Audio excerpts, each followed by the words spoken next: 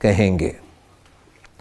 تو گویا جملہ اسمیہ کے دو پارٹس ہو گئے, مبتدا اور خبر, انگریزی میں سبجیکٹ اور پریڈیکیٹ. اب مبتدا اور خبر کے لیے کیا شرائط ہیں, مبتدا اور خبر کے لیے کیا شرائط ہیں یہ نوٹ کر لیجئے. مبتدا آپ نے معرفہ رکھنا ہے, مبتدا آپ کا معرفہ ہونا چاہیے.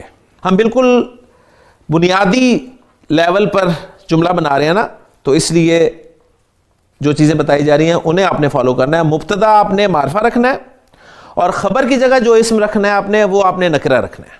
مبتدا معرفہ, خبر نکرہ. اب اگر آپ نے معرفہ نکرہ نہیں پڑھے ہوئے تو مجھے بتائیں آپ جملہ کیسے بنا سکتے ہیں؟ آپ کو پتہ ہی نہیں ہے کہ اسم معرفہ یا نکرہ, تو جملہ اسمیہ میں آپ فٹ ہی نہیں کر سکتے. اس لیے اب ہم نے جو پڑھا ہوا ہے نا, اب اس کو فٹ کر رہے ہیں. صحیح؟ تو مبتدا معرفہ, خبر نکرہ. کیا کور ہوا؟ وسعت, وسعت کور ہو گئی.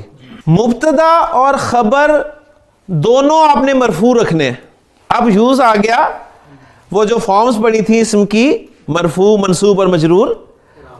ٹھیک ہے, اعراب کے حوالے سے اب ہم دیکھیں گے کہ یہ مرفوع کہاں کہاں استعمال ہوتا ہے, منصوب کہاں کہاں استعمال ہوتا ہے, مجرور کہاں کہاں استعمال ہوتا ہے. اگر آپ جملہ اسمیہ بنا رہے ہیں تو اس کے جو دو پارٹس ہیں مبتدا اور خبر, اور وہ دونوں اسماء ہیں, تو آپ نے ان دونوں کو مرفوع رکھنا ہے.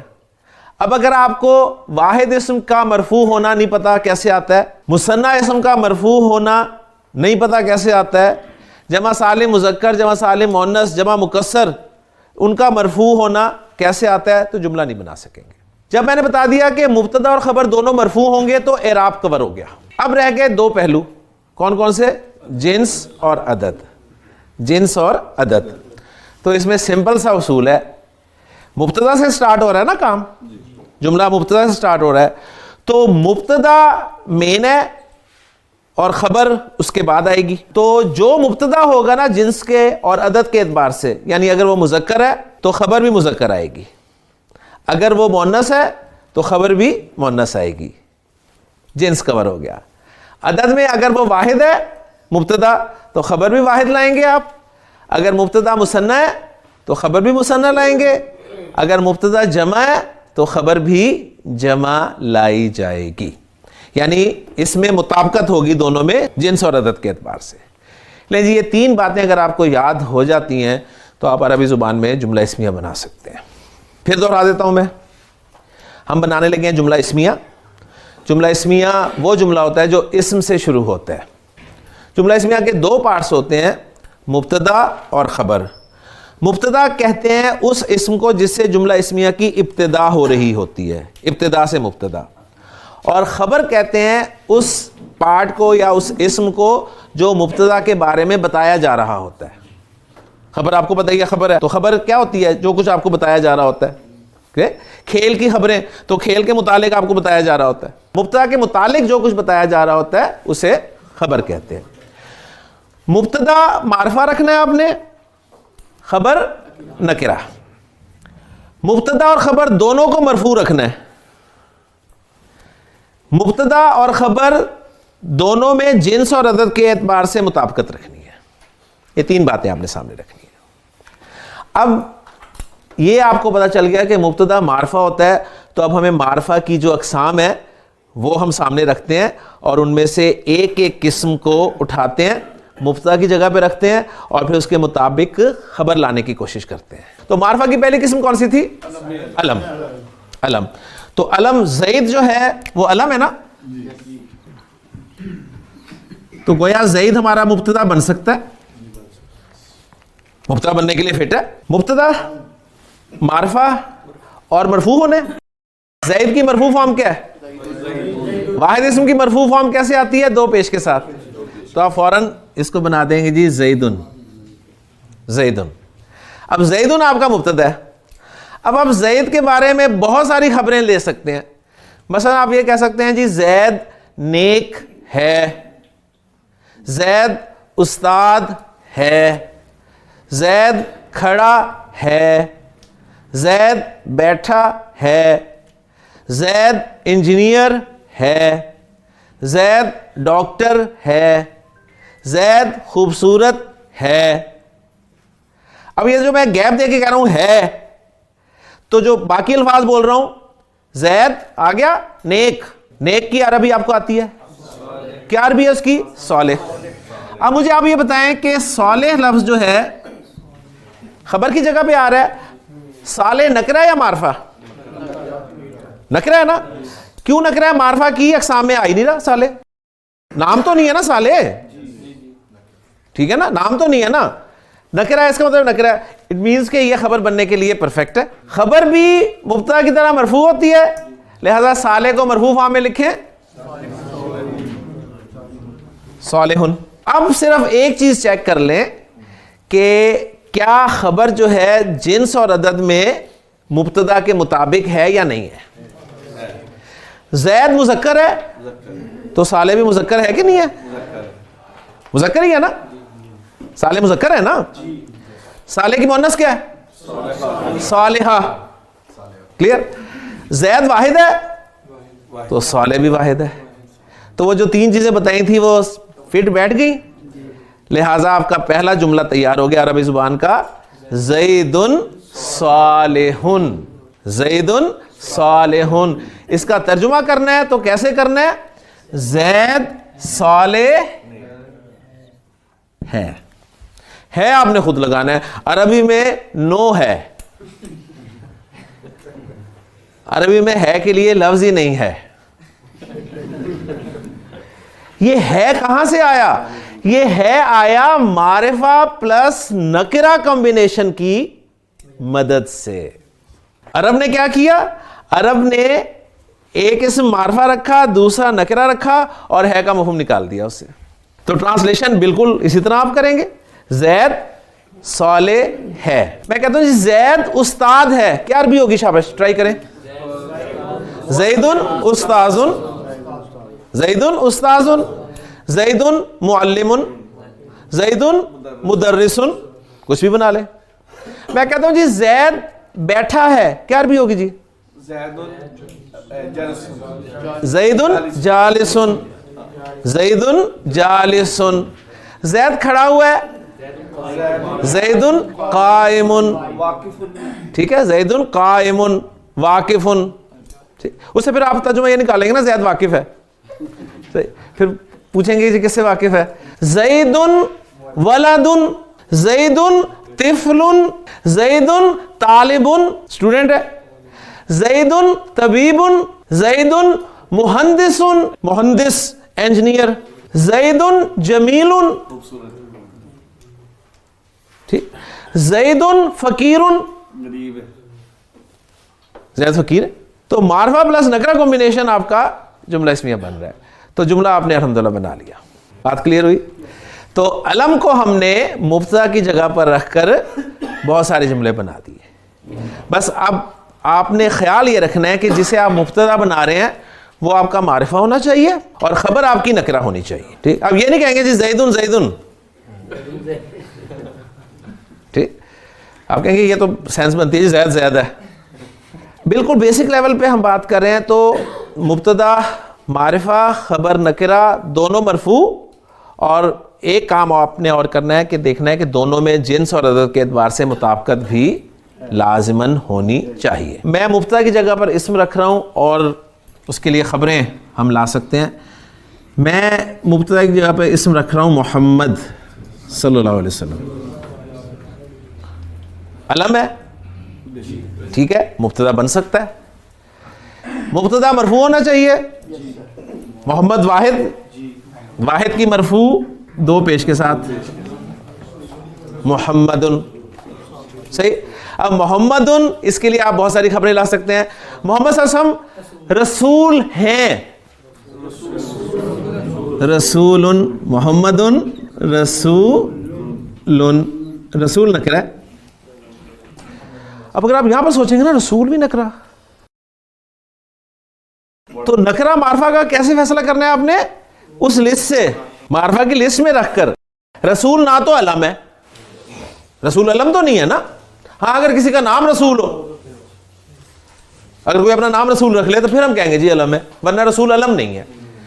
نہ پروناؤنس میں سے ہے رسول, ना रसूल पे अलिफ लाम दाखिल हुआ है, ना रसूल से आप पहले या देख रहे हैं, तो रसूल नकिरा है, लिहाजा खबर की जगह पर आ गया।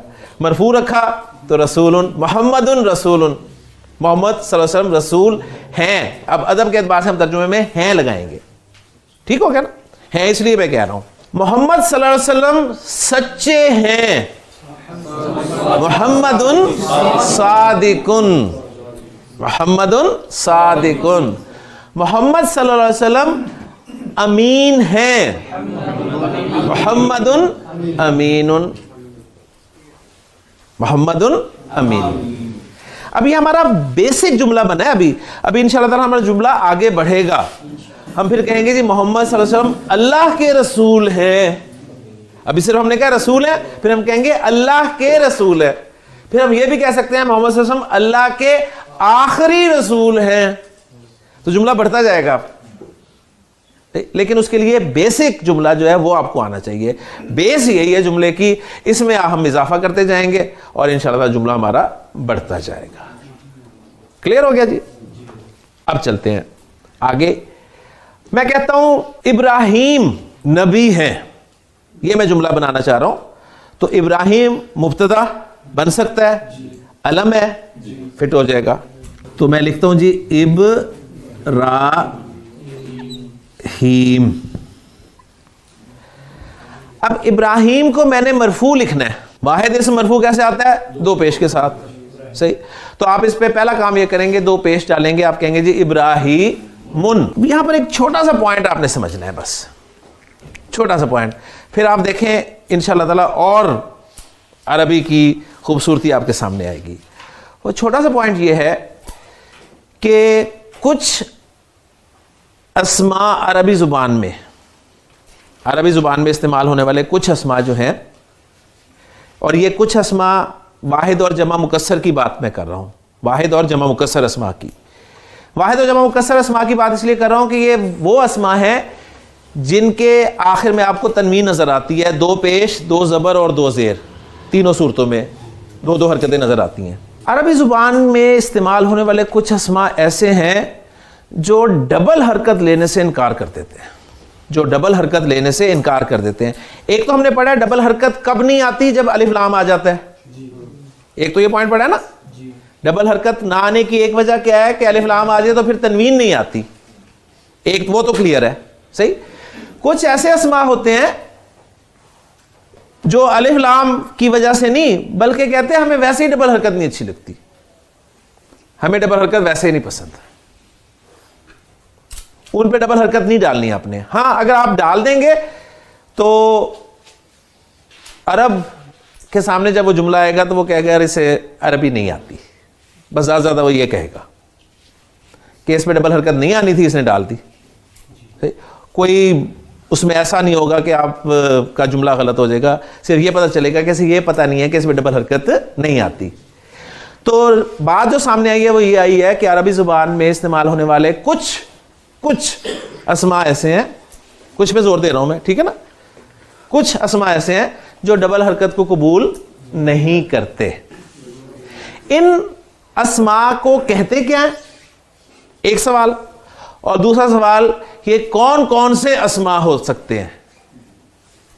ये कौन कौन से अस्मा हो सकते हैं? इन दो सवालों के जवाब अगर आपको दे दूं तो मसला हल हो जाएगा। इब्राहिम उन्हीं अस्मा में से एक इसम है जो डबल हरकत कबूल नहीं करता, पसंद नहीं करता, सही। तो पहले मैं इसकी डबल हरकत हटाऊं तो इब्राहिमू इस्तेमाल होगा, ये नॉट इब्राहिमुन। कुरान में बहुत दफा हज़रत इब्राहिम का नाम आया और आप देखें कहीं भी डबल हरकत के साथ नहीं मिलेगा आपको। तो मैं अब आपको यह बताने लगा हूं कि अरबी जुबान में इस्तेमाल होने वाले कुछ अस्मा ऐसे होते हैं जो डबल हरकत नहीं लेते। उन अस्मा को क्या कहते हैं और वो कौन कौन से अस्मा होते हैं?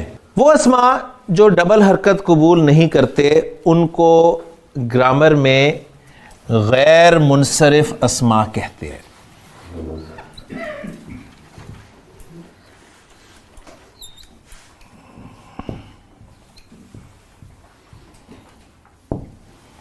غیر منصرف.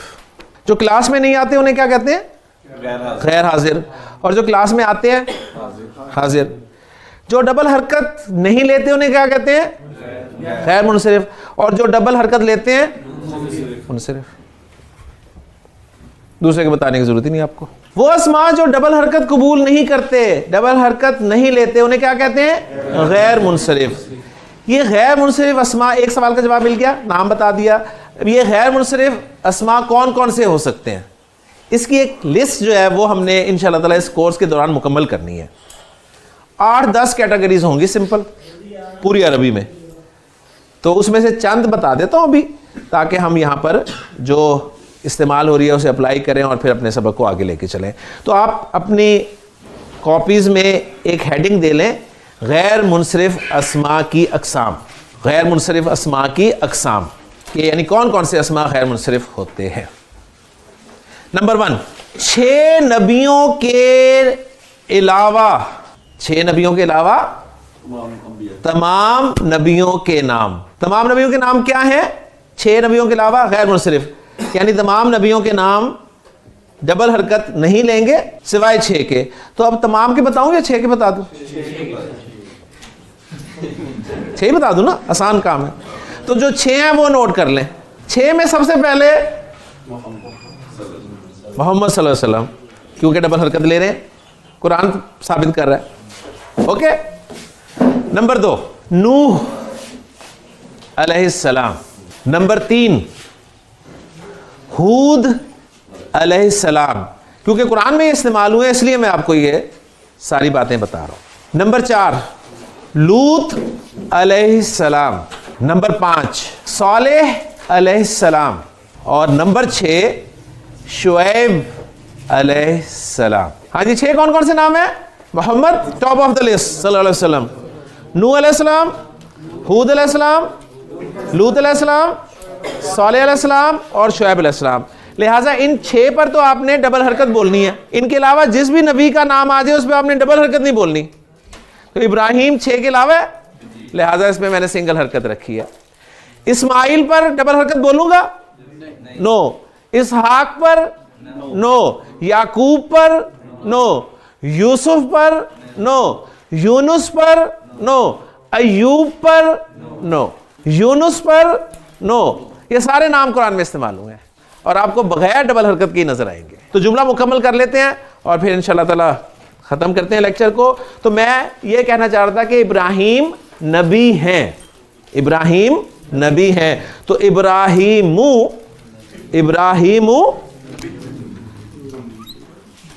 نبی یون, ابراہیم نبی یون. اب آپ نے یہ نہیں کہنا کہ ابراہیم پہ اگر ڈبل حرکت نہیں آئے تو پھر نبی پہ بھی نہیں آنی چاہیے, ایسا کوئی چکر نہیں ہے. ٹھیک, یعنی آپ نے اپنی عقل یا گرامر جو ہے وہ نہیں لگانی, جو بتایا جا رہا ہے وہی آپ نے فالو کرنا ہے. تو ابراہیم نبی ہیں, ابراہیم نبیٌ.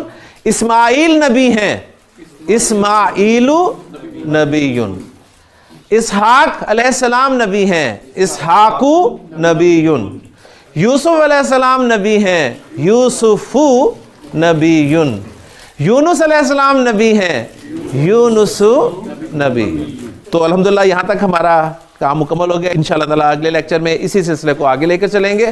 سبحانک اللہم و بحمدک, اشہد ان لا الہ الا انت, استغفرک و اتوب الیک.